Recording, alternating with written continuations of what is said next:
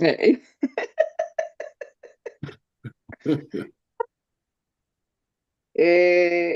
you can go to, are you on your machine? Yeah. Yeah, you can go to YouTube, look for jazz music.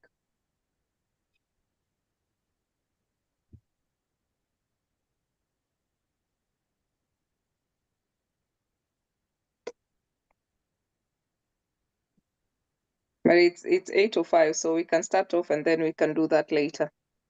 So yes, I can see who is this? Dr. Joash Omosa from Bondo Live. Aye, yo, represent as well, Mr. Joash. Jabet from Eldamaravin, Esther Mohoho, good evening from Nairobi. Edwina from Kisumu, and Stella Otim. How are you? Stella Otim, I think, is from Uganda. And then from Nairobi is Martha Morugi. I am so happy to hear from you guys, and I'm excited to have you tonight, and I'm looking forward to this wonderful conversation. You can keep typing on the chat, and we're gonna just start in a bit. Just 1 minute.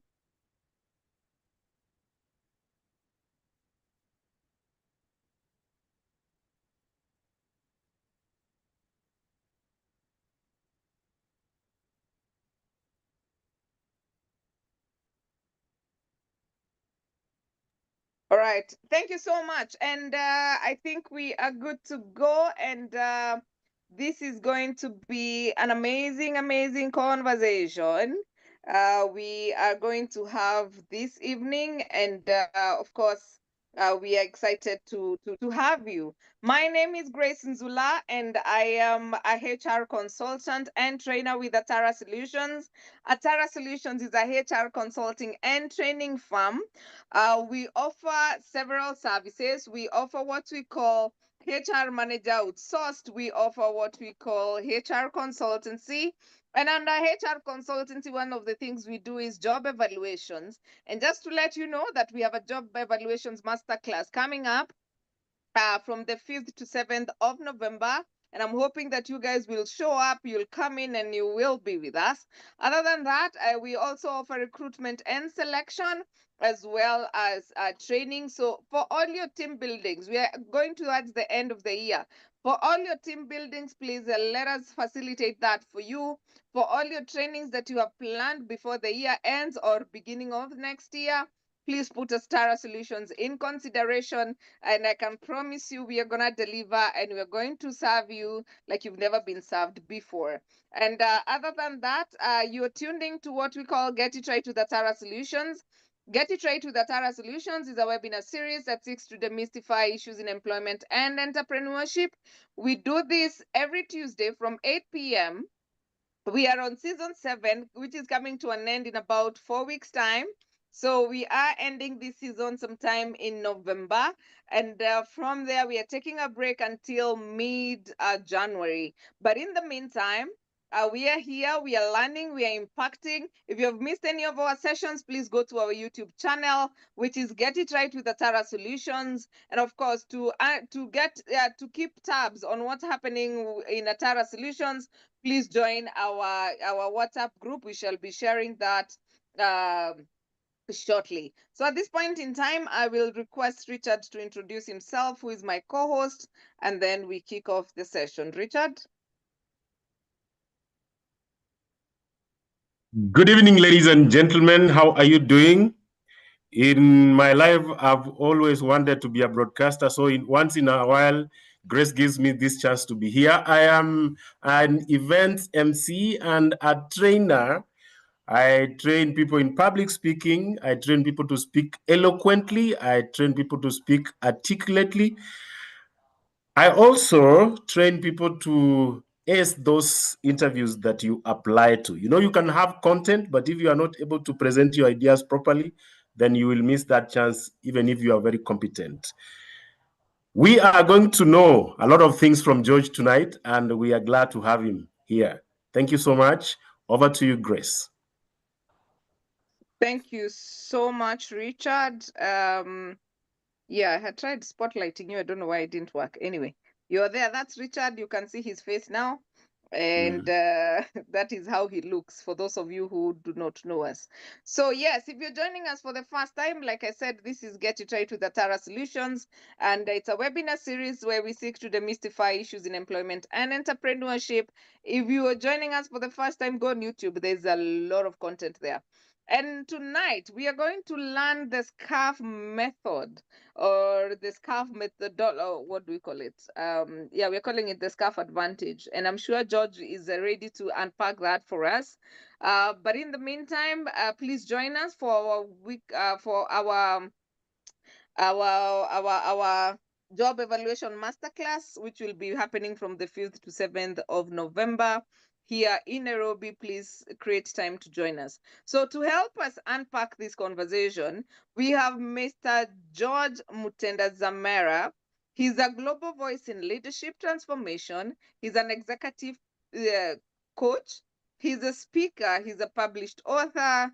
He's a lawyer with 40 plus years of experience across business, boardrooms, coaching, and law. He helps leaders unlock purpose, align with impact, and lead with the brain in mind. He's the CEO of Vula Unlock Consulting, a non-executive board member and president of the Professional Speakers Association of South Africa, Johannesburg chapter. His keynote on leading with the brain in mind, the SCARF advantage, which is a compelling exploration of how leaders can foster trust, engagement, and impact by understanding the social drivers of human behavior. So tonight we're going to understand how it is that you can read, one of the things I learned the other day, and if you can look at that YouTube recording, where when we hosted Bishop Oginde, and he was talking about self-leadership. And one of the things he talked about is being able to lead individuals in a way that they actually can thrive. So, and that is what Dr. Oginde taught us. And to help us continue this conversation, we have George here. George is my good friend from South Africa, and we have been talking about him coming on this show for a very long time. And I'm really, really honored that we finally made it happen. And George, please tell us, how do we then lead with the brain in mind? Take it away.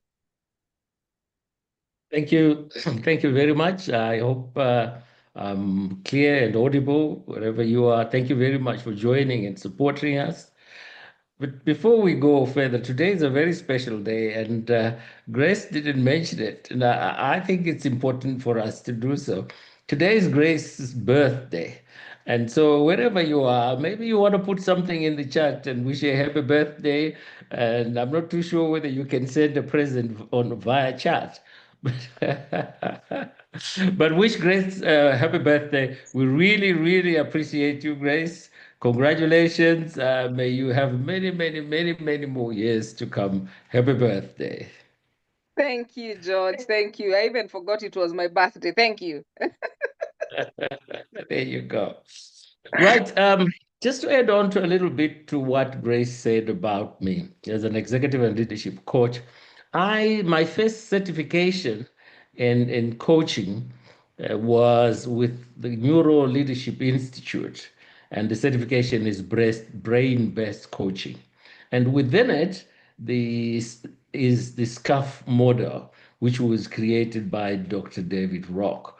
I have a passion for it, and I thought I would share that because it forms one of the tools for leaders who really do very, very well because they understand self and they understand the team that they work with. So my background is I did 10 years of law. I practiced, started off as an assistant, ended up as a partner. I left there and I joined the corporate world for 20 plus years, occupying various positions, senior positions, executive directorship, non-executive director, board chair, committee member. And the reason I mention this is that I've been exposed to a lot of human behavior within corporates. within businesses and understood certain aspects even before I came across this. I think it's a groundbreaking model, which you would agree with me, has been widely used by many. So as the president of the Professional Speakers Association of Southern Africa, Johannesburg chapter, one of the things that we do is to encourage particularly young speakers to learn the ability not only to communicate and speak, but to lead. And one of the things that we do is to teach them on this. So what is the SCAF model? So the brain has two functional states. And you may wonder, why is it sometimes when an individual gets an email that is kind of vague, it triggers them in what we call an unaware state? And why is it that when somebody gets a compliment in front of teammates, you can see their energy goes up, they perform better? And why is it that when there is change in an organization, some people resist the change? Well, in the next 30 minutes, we're going to be looking at what causes this and how to utilize the SCAF model to create trust, to grow opportunities for your members, and to raise the level of productivity of those whom you lead. So as I was saying, the brain has two functional states. The first one is what we call the toward reward state. This is the one that is responsible for joy, for curiosity, for happiness. And it creates in the brain the ability to be creative, to see opportunities, to see options, to resolve problems, to collaborate. This is what happens with the brain. So I'm going to share a slide and walk you through that. And tell me, Grace, if you can see the slide. Are you seeing the slides there? Yes, All I right. confirm we can see it. Okay. All right. So now we need to move it. Huh? So why do people react the way they do? I asked the question. And those two functional states that create a toward state and a threat state. Because the threat state kills the ability to collaborate, kills the ability to resolve issues, kills the ability to innovate. And vice versa, the reward state enhances the ability to be innovative, to be creative. And that's what, as a manager, you are seeking to do. You're seeking to ensure that your team continues to be in a reward state at all times. But this is a tool that's based in neuroscience. And as I said, my first coaching certification was with the Brain-Based Neuro Leadership Institute. And when this was introduced, it really was groundbreaking, as I said. But here's a surprise.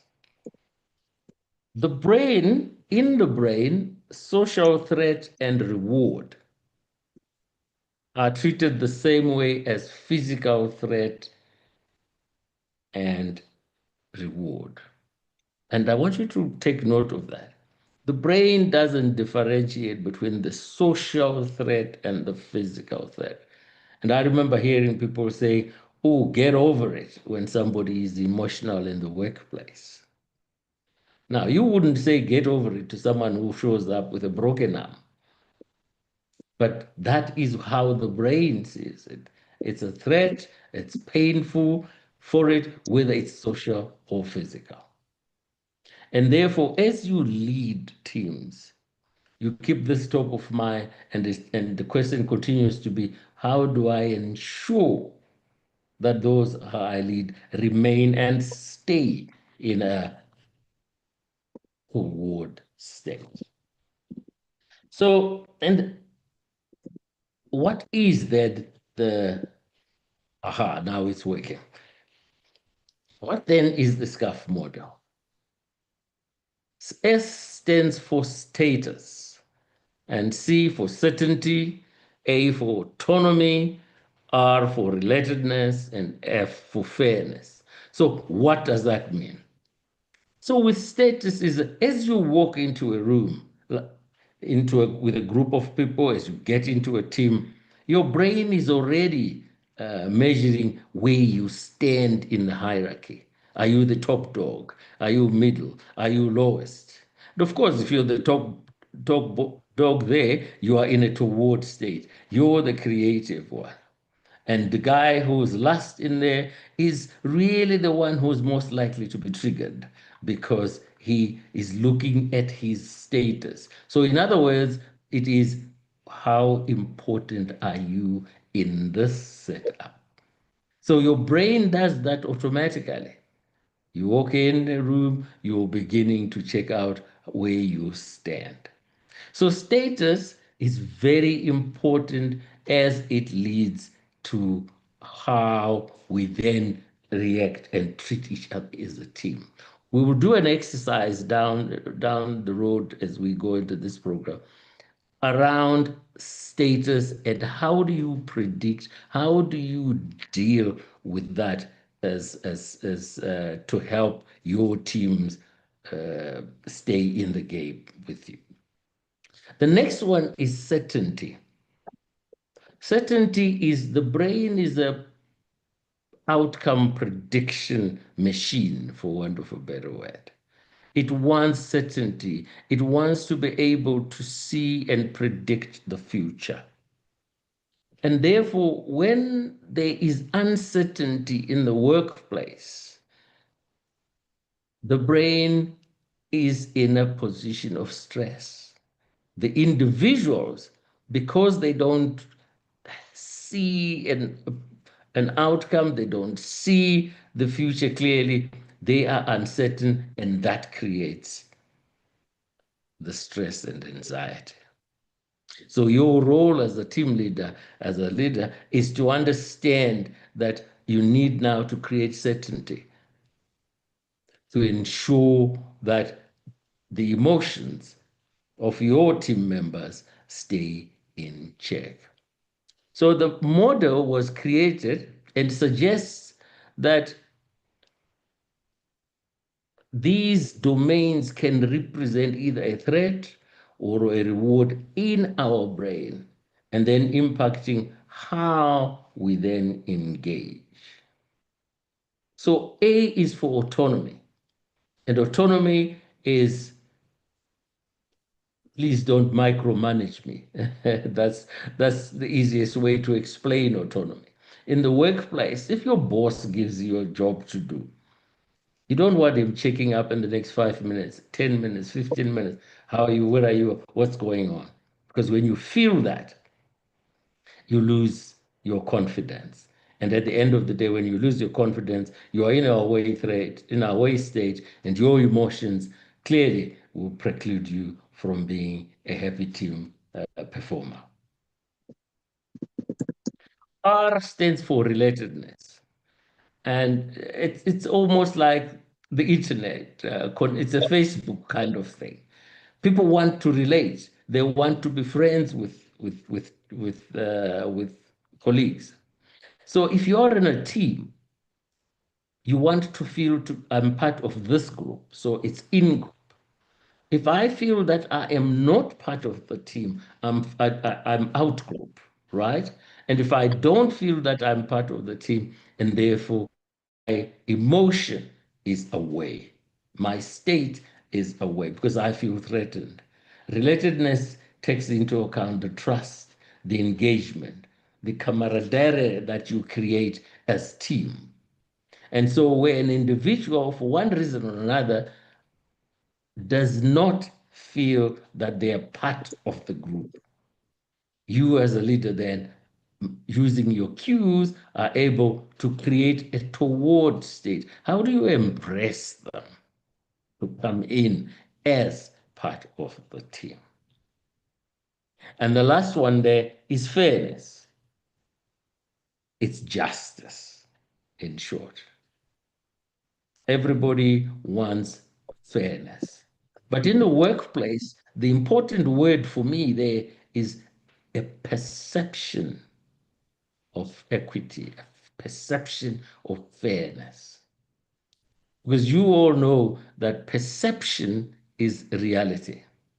How do I perceive the treatment that I am getting? And what does the leader need to do to ensure that fairness is the outcome for all involved? Now, the other day I was talking about this, and somebody asked me the question that, oh, okay, so does that mean treating everyone equally? That's not the point. Fairness is doing what is fair in the environment that you're in. You don't have to be equal, you just have to be fair. And so don't equate fairness with equality, because those two don't go together. Okay, so that is the model. So how do we work with it in the workplace? So let's talk status as a start. We've said it is to do with importance, a superior performer. How do I rank in this group? How then do we trigger negative emotions around this? Is when we, in our feedback, we don't take into regard the importance of the individual. Now, importance doesn't mean the CEO only. What it means is that I am part of the team. I am a key cog in this team. And therefore, as you treat and relate with me, you treat me with important mind. You record my effort, my contribution.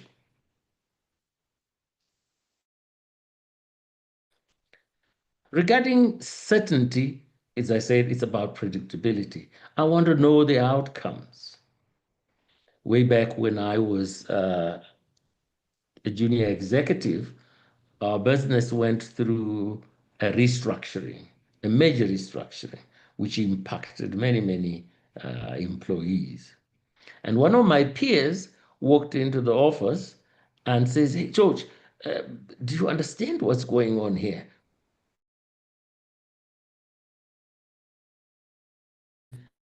I have more information than him, but I'd had the opportunity of talking to the CEO who had kind of indicated where this was going. But I couldn't use that because it was something that had been given me in confidence. But I then said to, we need to go obviously back to HR and get clarity in terms of the impact. Ultimately, that was done. There was statements were issued, etc. But the anxiety that he showed at that given time is what you want to avoid in situations of change. Serious anxiety, and in some people, as you know, it can lead to illnesses and all like that. So what do? Share timelines, say necessary information that you have, put it out there so that people make their decisions based on what you have put out. Don't hold back anything. Share everything as much as you can. You're creating certainty. Autonomy is around control. You have given me a job. Let me do the job. I'm a keen sport. Confess my team because it's doing very badly, my soccer team. But when a club hires a manager, they are hiring an employee. And if management, if the owners of the club now want to tell the coach, the manager, how to run, which players to choose, well, he's going to leave tomorrow. Why? Because he wants control. Because he's answerable at the end of the day to the results. So he must feel that he's got choices. He's allowed to implement whatever style he wishes to do, because autonomy goes hand in hand with his ability to be creative, his ability to see options, to see opportunities. That comes when he feels that he has the autonomy and control of the environment that he is working in. Relatedness. Again, as I say, for me, I'm very big on connections and relatedness, because that's where you build the foundation of a strong team. You are creating connection, because when individuals feel isolated within teams, they lose trust, they lose confidence. And therefore, as a leader, what you're looking for is to build trust, because that basis creates then them the opportunity for them to really fly. Relatedness. Tomorrow, we're doing a workshop with a team. And the one thing that we emphasize when we're doing workshops with teams is that aspect about connecting. Do you actually know who your team member is? And so what I recommend all the time is you going into meetings. If I'm having a performance meeting with a colleague, don't go straight into the detail and the charts and whatever. You know who you're talking to. Build trust. Hey, Mr. Jones, I hear you've got 4 children. Yeah, tell me about it. He'll tell you, yeah, the first one is at university. Well, the third one, this is what's happening. Get to talk to a person. They are not machines. Create that relationship with individuals. Because when you do that, the more you do that, the more you create connection, the more you create the glue that holds teams together. So that I'm really big on that one. Fairness, that is justice, as I say. In every team, there will be laggards and there will be top performers. And naturally, as leaders, you're trying to gravitate to those guys who do well, who are quick on the take, etc. That's what you will do. But hey, remember, even the laggard is part of the family, for as long as he's still within the team. So no favoritism in terms of treatment. Be transparent. Why are we doing what we are doing? What's the reason? Everybody wants to know the why. If X is getting 3 times as much as I'm doing, if I know why, I make a call as to whether I hang around or not. But it mustn't be a secret. That's fairness. In fact, I'll tell you a little story. I have grandsons, right? So one day we're having breakfast outside and on the veranda, and our helper brings food, brings plates, and puts the plates in front of 4 people. We were 4 people outside. And the younger one, the little one, the plate comes and it doesn't have a sausage in there. And the mate is going back and to pick some more stuff to bring in, including extra sausage for him. But he didn't wait for that. He doesn't see a sausage and he's up. It's not fair. And the man is screaming. But I'm sure you guys have had that experience with little one.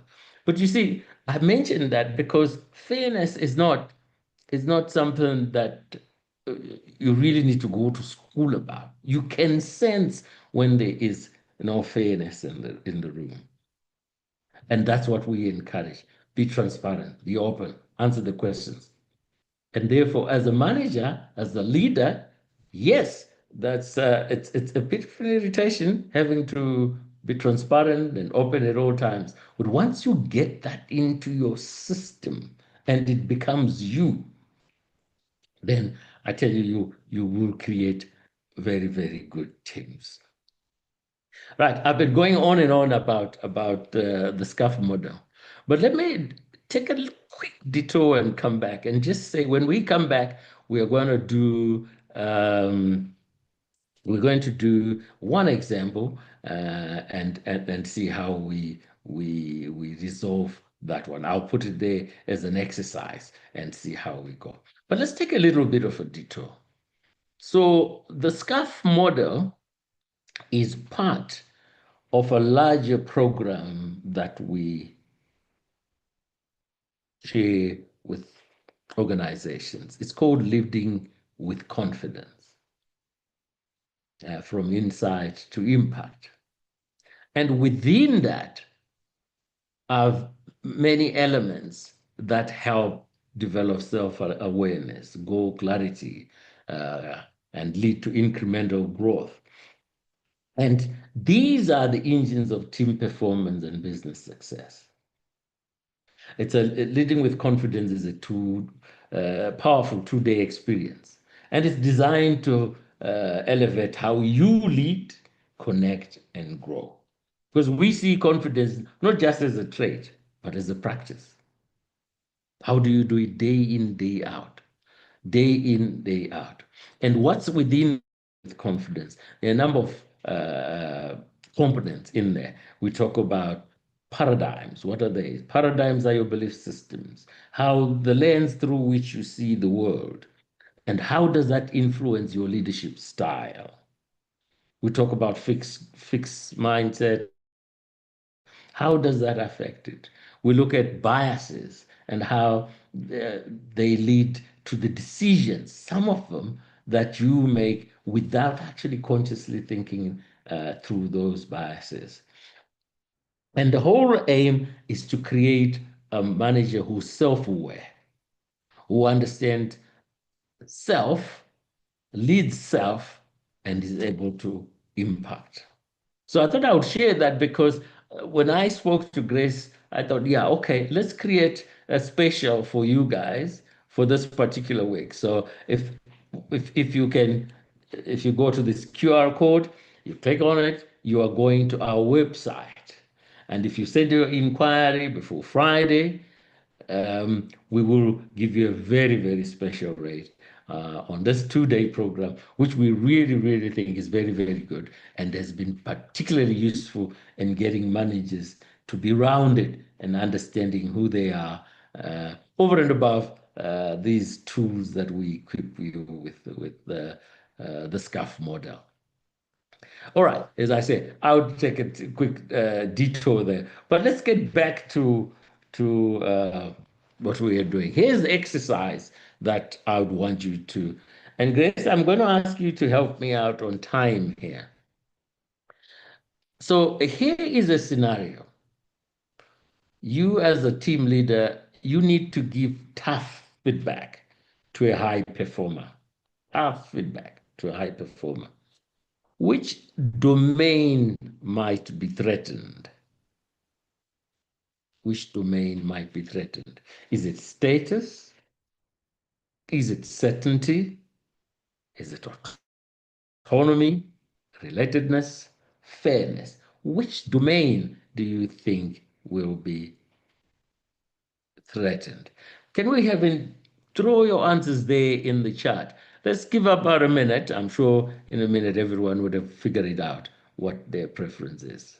Shall we do that? Grace, Absolutely. are you timing me there, Grace? Because Yes. You said it's yeah, in a minute, but the conversation that the team is already sharing on the chat. We have Molin, who says status. Carol Manjo says status as well. Irene Maina says status. Lilian Getonga says status. Pamela Onyango says status. Martha Mutugi says status.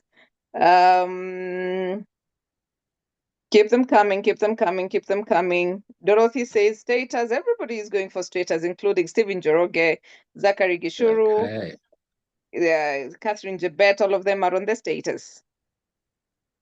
My goodness me, you have a a group of very, very bright students there, Grace.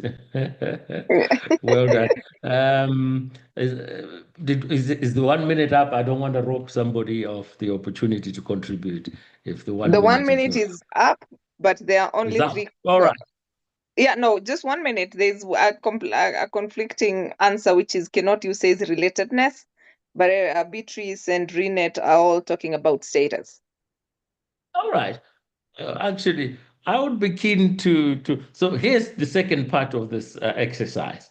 The first one is so someone who answered status. I would like to hear if you could unmute yourself and here's the question I'm going to be asking. How would you frame that conversation? You are giving him tough feedback to a high performer. How would you frame that conversation? Maybe even the first few sentences that you would use, how would you frame it? And then that's number one. Number two, to the person who said relatedness, because it's the way they see it. Why relatedness? Why would you pick relatedness? So there will be two people on mute, the one who's talking on status and the one who's talking on relatedness. So who's brave to go out there? Maybe you can lift your hand and then we can unmute you. Normally, they are not able to unmute themselves based on the 8 p.m. All right. and people are cooking or traveling home. Okay. All right. Maybe put your hand up and Grace will unmute you. For those who are able to speak as well. I see Kinoti. Yeah, just on that. 1 minute, I will be able to unmute. Allow to talk.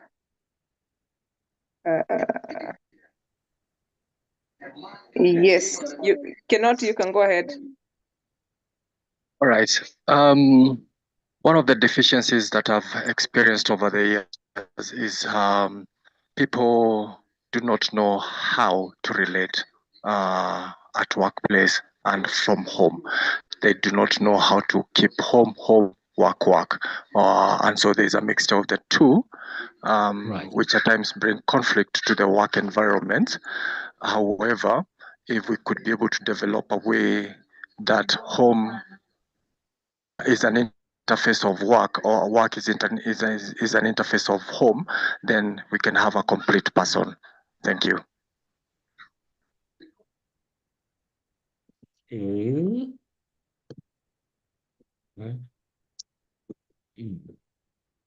I thought there was another hand, Grace. Yes, Pamela, I already allowed her to speak. Pamela? Her hand is down. She has changed her mind. Oh, okay. Anyone who would who would want to talk about? Okay, Pamela is back. All right, let's hear Pamela.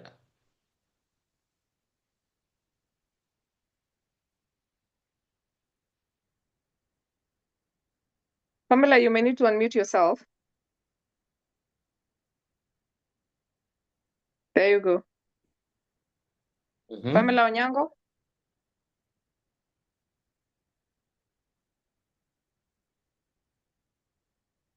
There's probably trouble on her end. Yeah. Okay. Yeah. All right. So, yeah, but I would have wanted to hear. Amos is also talking about fairness, but status really cries out loud. Yes. Okay. All right. So then I would have wanted to hear about the reframing, actually, to say, how would you frame that in actual conversation? In reality, you know that status is affected. How would you go about it? So perhaps maybe let me jump in there on that.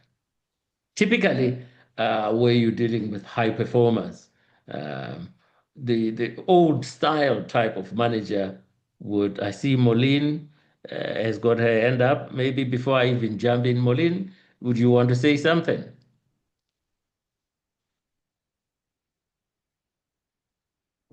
Who again? Okay. Marlene, you can unmute. Good evening. To you. Good evening. I think this is how I would handle it. First, I will congratulate the high achiever on their achievements, on their previous achievements. Right. And then that's when I'll now go on to explain what has happened. And then from there, I will encourage them that that is just a setback, which they can be able to work on and improve on their performance. Well done. Well done, Marlene. Excellent. Really, truly excellent. That is it. Because what is he doing there? By encouraging them, by pointing out the good they have done, you are creating a toward state.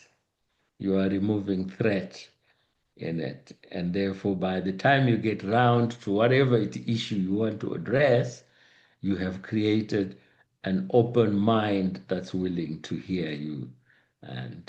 And this is why, actually, if as a leader, you have created that connection via relatedness, remember finding out how they're doing, you have already created trust. And therefore, by the time you need to have tough conversations, they see you as genuine, as opposed to the old school type of leader who wouldn't see the good you do, but would shout and scream whenever you did something wrong. But the world has moved on, and now we understand the brain, how it works, and how we should, the things that we should, the tools that we should use to create toward states that help create a higher level of productivity at the workplace. Well done, and thank you very much for that. Okay, so am I stuck now here? Because I want to go to the next slide, Grace. There we go. So why does SCUF matter? Why does it matter? Well, first of all, it drives engagement and trust. And you've had me use the word trust a number of times, because that's the glue that any team that's successful has managed to create. Drives engagement and trust. And it reduces resistance to change. In the example I gave you about my colleague who came back, the full story was that he was so unhappy that he was resisting, etc. And the bottom line was it wasn't so much the fact that he is being let go, but what was more important was the manner. And that's what people complain about. So you reduce resistance by understanding how the brain reacts using the SCUF model, being toward and away. And it enhances feedback and collaboration. And the biggest thing in any team is collaboration. I've been part of teams for many, many years. And the strength that I have seen has always been when you collaborate, when you are a part of something bigger than you and you contribute to the sum total. That's when people are at their best. So why it also matters is that you can use it. Dr. David Rock also then created the PRE model. And why is that important? It's important because we can notice these experiences at several points of the journey. At several points, as we engage, we can see the triggers, We can see the emotions triggered by certain behaviors that we do. So before an event, we've just talked about the scenario we painted about the high achiever. The leader now understands, and Moline got it right. I'm going to get this guy in. I want him to be in a toward state. And what do? This is my script. And my script says start with acknowledgement. So now, because you have the SCAF model as a tool, you can predict outcomes. You can predict behaviors from team members. So that's one. The second one is that even during an event, you can regulate emotions because now you can see triggers and you are able to regulate. Ooh, we are going there. I can see the individual is getting triggered. How then do I move the conversation in such a way that I get to a place where they are receptive, they are in a toward state? So it's understanding that. And the situations are going to vary. You need to be up on your feet all the time. But the key is you have that as a tool. You are much more advanced than the guy who has got no idea and says, why is this person behaving like this? I thought I've given him a raise. But it's not just about the raise. It's have I triggered something in them? And then after the event, you can explain why certain things happened, why certain emotions came out. Yes, perhaps you overlooked something, you didn't quite prepare, and things happened, but you are able to explain it so that you create a precedent going forward to know, hey, okay, we got it wrong this time, but we can explain it and are better able then to deal with it in the future. Let me put one stop here and ask, is there anyone who's got a question before I proceed? You can throw them in the chat.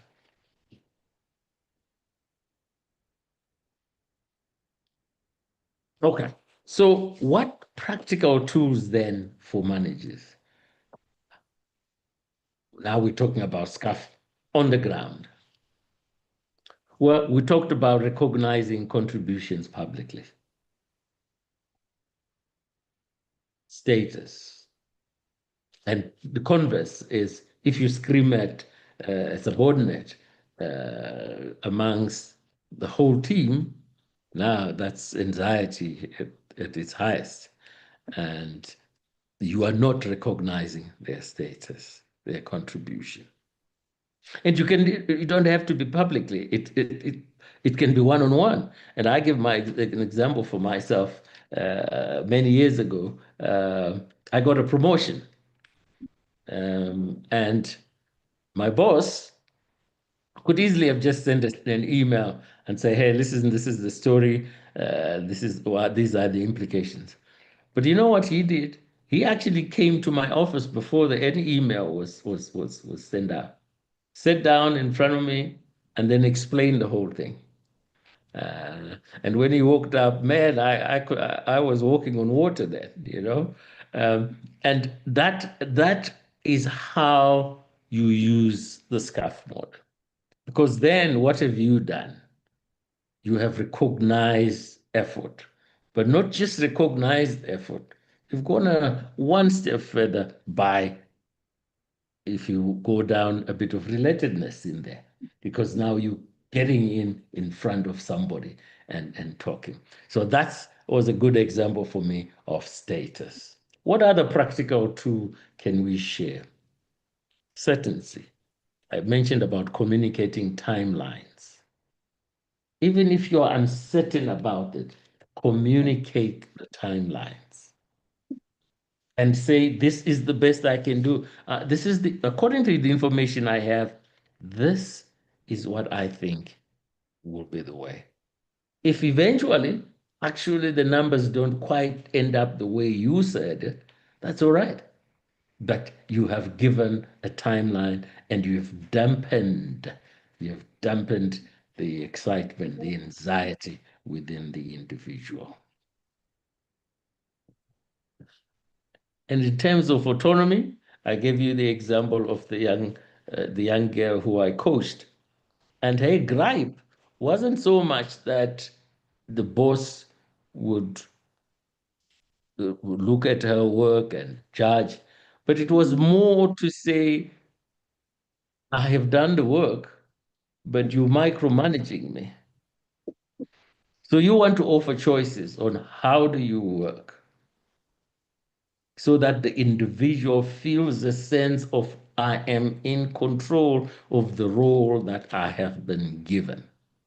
Yes, I understand that there's a boss above me, but on this particular role, I have been given the task and I'm going to do it. So allow that rope. Give the rope. Don't shackle subordinates. Relatedness, I could have a whole hour on relatedness alone. But always the best is to start meetings with personal check-ins. Hey, how are you doing? So that the individual is different from the machine in the factory, which is programmed to do certain things. This individual has family. He's a leader in his own right. So do a check-in. And can I share a story around that? I tend to have many stories. Let me share a story around this, which struck a chord for me. We had a driver, the gentleman who was a driver to the CEO. And for many years, he was a respectful old gentleman and he did his work well. Unbeknown to all of us, this gentleman was the leader of a church of thousands of congregants. And so in his world, he was the top dog. He was that person who gave advice, who led teams, who did this. But in the workplace, he was a driver. But when you don't speak to people, when you don't connect with people, that little bit miss. And so you don't recognize his importance, his status in dealing with them. And so for me, when I realized that, but what struck me more importantly was the way he humbled himself in his role in corporate and left. But because you knew you had connected, we were able then to give him the respect and dignity that he deserves. So checking in with individuals is a huge and important tool. And then fairness. Always explain the reasons behind decisions. That's a tool for you. And it doesn't have to be a reason that individuals are going to like, because all too often managers won't give the reason because, oh, they would like it. But that's not the point. You're a manager. Whatever the reason is, you give it. Do the best you can to ensure that it comes across as empathetic as possible. But it is what it is. It is the reason that you must give. Don't hide it, because when it comes out, the individual is going to think, oh, so why didn't my boss tell me about this? You know? So those are tools that you can take away and use. There will be many, many, many other tools for this. So what's my call to action as we come to a close? It is really, when you're leading with the brain in mind, always reflect before every interaction. The example we had just now about the high performer, think through it before you engage. Let's reflect. How am I going to handle this? This is a tool now that's in your pocket. You can use it. So reflect. And then now you understand that the brain shies away from threats. And when a threat is perceived, it then constricts imagination. They are no longer creative. They are not open to collaboration. It's difficult for them to solve problems. Now you know that. But you also know that when people are in a toward state, they are creative, they're joyful, they want to be productive, they want to add value to the organization. And so where do you want to put them? You want to put them in this corner where everything is happening. So now you are reframing threats into rewards, ensuring that, yes, sure, it is a threat, but how do I minimize its impact so that I get the best out of the individual? And of course, at the end of the day, what is our role as leaders? We build trust, clarity, and connection. And clarity comes obviously from understanding, where are you now? Where are you going? And what steps are you taking to get to where you want to get to? Which is a subject we can talk about another day. But those are my thoughts around the SCAF model. I did mention earlier on that as an author, I published a book, and there's a QR code on this one. That is the book, and it focuses on goals and goal setting. And it says there, mastering the art of goal setting to lead a fulfilled life. And yes, you can see the word God there because it does have references to biblical references that speak to goal setting for individuals and teams. So thank you very, very much. I'm going to stop my share and take any questions that you may have. Thank you so much, Mr. Coach George. Let me call you that. Indeed, this was a full leadership coaching session. I can attest to that. And yes, we can do the claps, we can give their hearts, we can do the celebratory, all of them. Let's appreciate George for that wonderful presentation and really quite learning. I was just thinking about this CAF model. And I was like, probably, George, maybe in your opinion, do you think this is why we have people getting stuck in the same job over and over again? They know that they have outgrown the organization, but because of that fear of unknown, so to speak, or somebody was telling me the other day, when you go to a new job, you have to prove yourself again for even people to start trusting you, for people to give you that autonomy, and that is sometimes too much work. Is it sort of related to this? Suppose one, if you're coming from an environment where you have a leader who is very mindful and uses a tool like this, many people will be hesitant to jump ship and go and experiment with a different leader. That's a given. But for you as the individual, if you're ambitious, I would say what holds people back a lot more are two things for me. One, the level of self-awareness. There's a statement that we make, and that is, you can't outperform your self-image. If you don't think you measure up, even if a promotion comes along, you're bound to be saying, maybe, because you don't quite believe in who you are. And I talked about our program, Leading with Confidence. In there, we talk about fixed mindset and the growth mindset.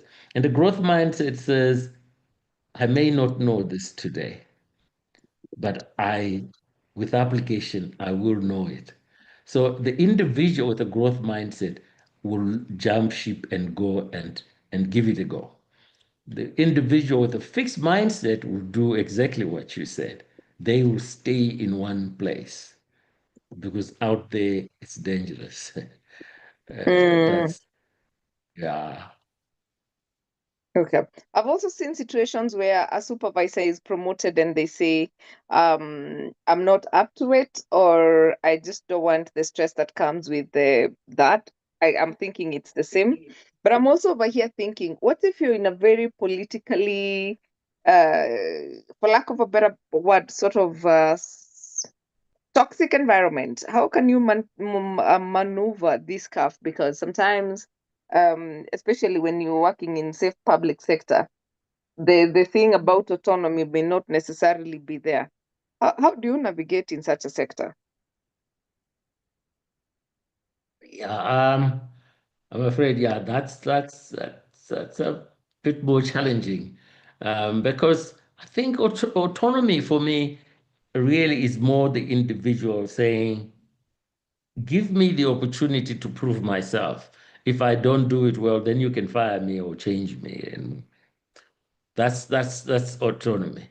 But when you are in a situation where performance doesn't actually count, you go up not so much because of what you know or do, but because of who you know, uh, then yeah, certainly autonomy there has no place, because irrespective of what you do, if you're not connected, as it were, you're going nowhere.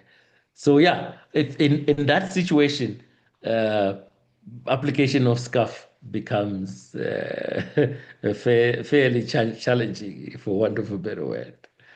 Mm, Thank you very much, Stanley. yeah, yeah. I don't know whether we have any other question, but Richard, you can come in.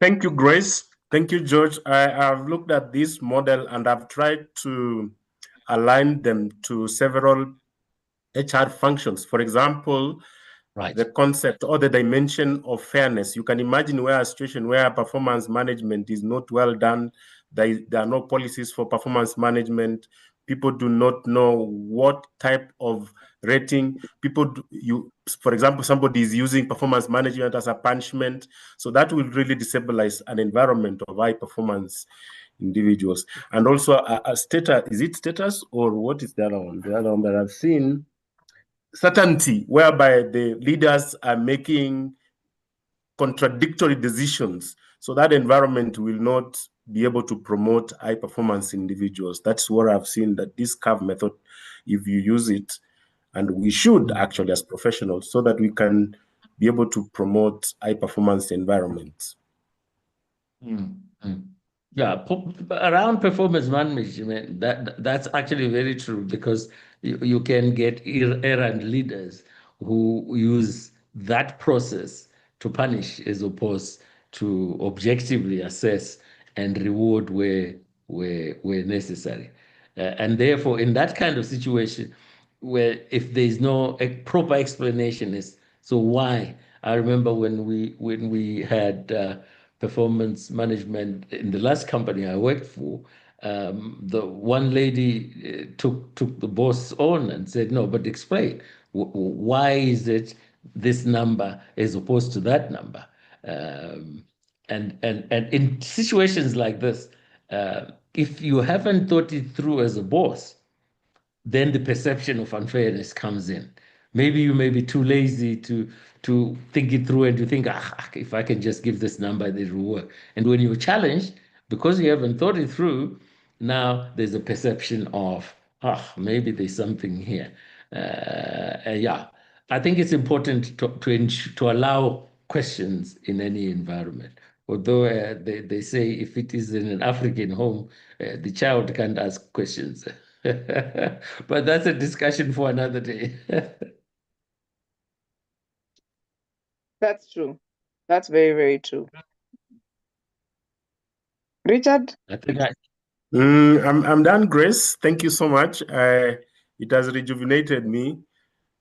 This model, it's quite easy to remember and apply. in a work environment, and we are talking in professional environments, of course. We are not talking about mediocre and substandard environments. We're talking about where the right things are done well. Yeah, that's true. And Paul, there's somebody who is asking for the WhatsApp group to join. Maybe you need to figure out that 4.0. George, there's Mary who says, what was the most pressing challenges you faced when leading with the brain in mind during your career before discovering the power of the SCARF model? And how did you deal with it? Well, yeah, I think for me, I think the very reason why relatedness speaks to me strongly is I think in my younger days, there was a time when I really was just work, and didn't really take that extra step to understand who the person is. And when you don't do that, then there is certain nuances that you miss.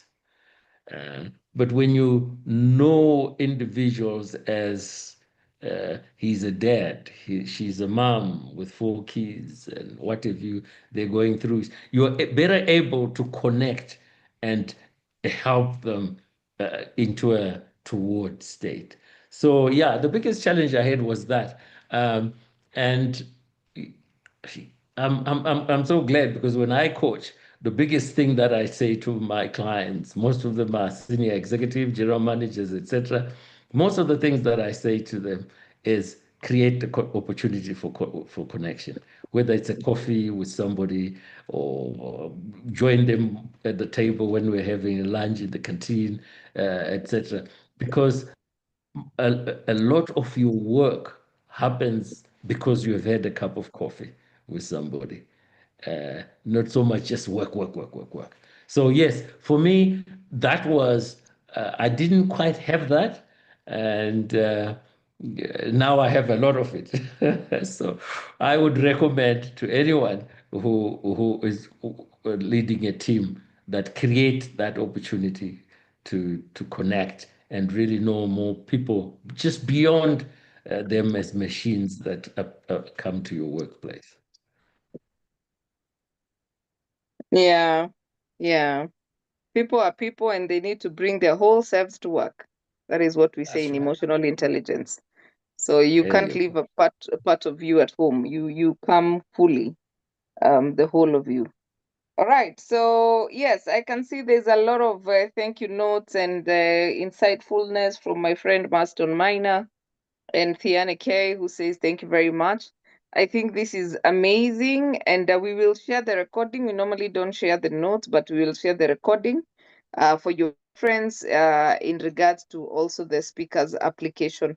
But I think that was very, very insightful and definitely something worth taking home. And now we will look like we're very domed when we are discussing leadership with others. So thank you very much. And I want to invite you, George, to give us your parting shot. All right. Yeah. Thank you very, very much. Really, for me, it's for all of us, not just as leaders in the workplace, because this is something that you can use in your home. To take time to reflect.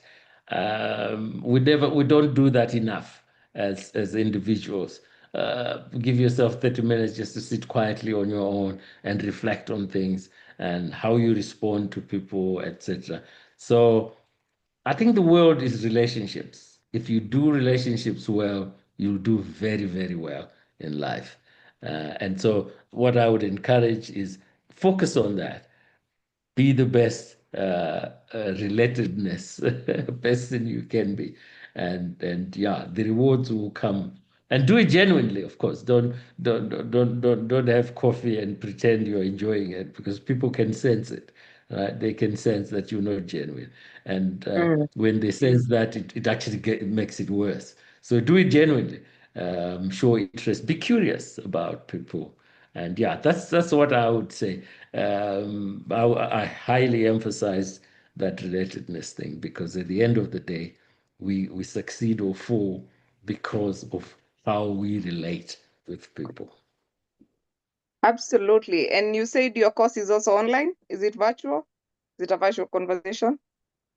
At the moment, we it's one-on-one because of the exercises. We do a lot of exercises with the individuals, and usually we have the maximum 15 people in a room, because what it does is that you get people to actually look deep inside themselves and discover that's something that brings the best in them. So All we're right. thinking of all. Okay. All right. That's absolutely fine and understood. And you guys, I hope that you will take your time to sign up so that you can become better leaders. And if you're leading organizations, you can always have Mr. George come in and deliver this for your teams. And then you can create better leaders, because we say if you're a leader, one of the biggest responsibility you have is to being able to create other leaders. So if you're able to create your to change yourself in leadership and create more leaders, then we can say that you're winning as a leader. So thank you very much. And I have really enjoyed that. It was really a moment of reflection for me as well. And I've picked some nuggets that I need to really go and probably work on.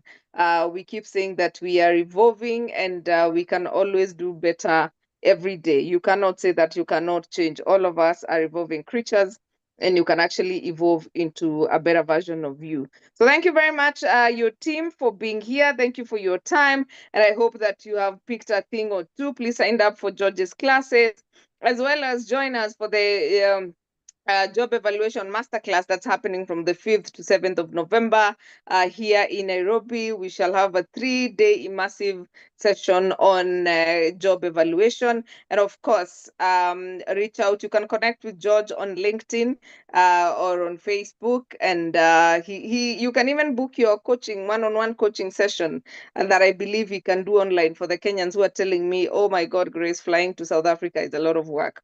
He does virtual sessions on one-on-one, Oh, yes. and he's Oh, an yes. amazing coach. I can tell you that for a fact. So you guys are in for a treat. Please contact George, connect with him. George, maybe you can put in your LinkedIn page on the chat, and we can move from there. So thank you very much, our audience, for being here. Please follow us on Instagram at Atara Solutions. Join our Facebook page at Atara Solutions, or rather like our Facebook page at Atara Solutions, and connect with us on LinkedIn at Atara Solutions, as well as connect with us at an individual level at CHRP Grace Nzula or George Mutende Zemera on Instagram, or sorry, on LinkedIn, and he can type that name or share the link there for more details. Yeah. Excellent, Grace. Yeah, let me actually put a link in there for George